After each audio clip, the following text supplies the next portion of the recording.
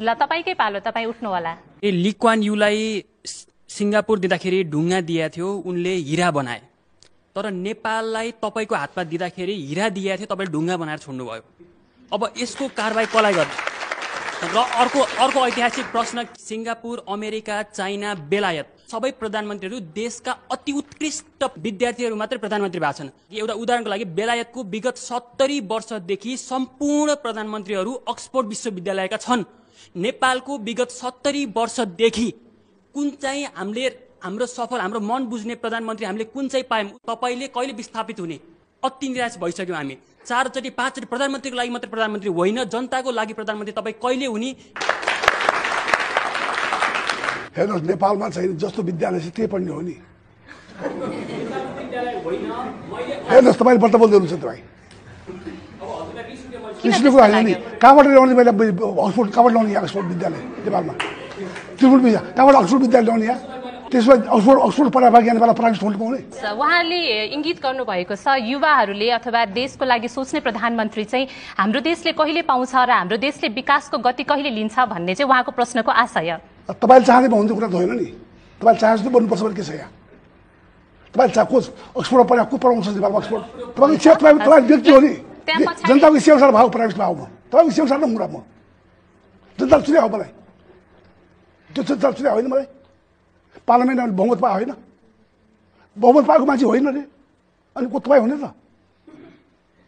तर यसले एउटा प्रश्नले चाहिँ नागरिकहरू साँच्चै नै निराश छन् त्यो पदबाट, प्रधानमन्त्री पदबाट र उनीहरूले गरेका कामबाट। विगतमा भएका जति पनि कामहरू भए प्रधानमन्त्रीले गरेका कामहरू, नेपालमा धेरै कामहरू भएका छन्। के काम भएको छैन? यहाँ बाटो बनेको छ, विकसित भइरहेको छ त। किन विकसित भइरहेको छ? तपाईँ जनप्रतिनिधि हो भन्नुहुन्छ आफूलाई, यो चाहिँ उहाँको प्रश्नको सही उत्तर दिनुपर्छ।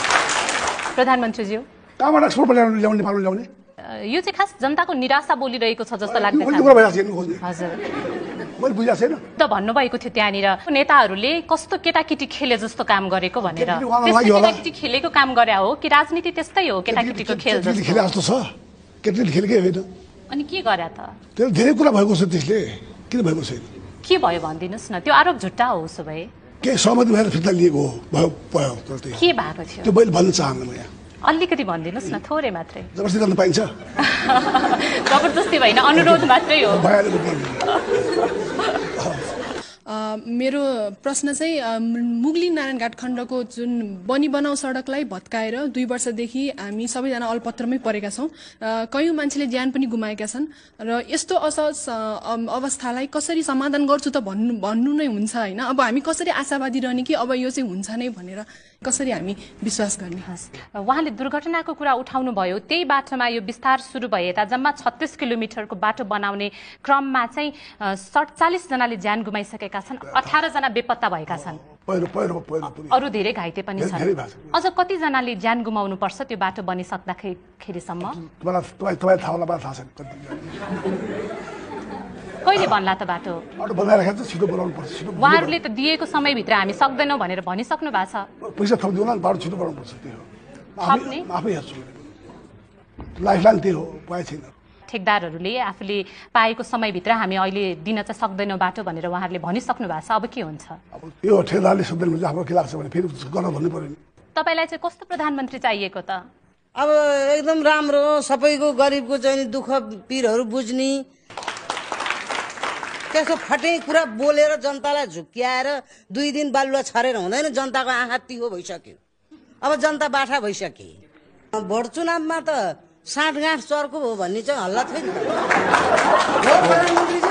साँठगाँठ भयो त्यहाँ चुनाव जित्दै हाल्दै थाहा छैन बाकसमा छ। काङ्ग्रेस सिङ्गल लड्न किन सक्नु भने हजुरको आँट भएन प्रधानमन्त्री थियो?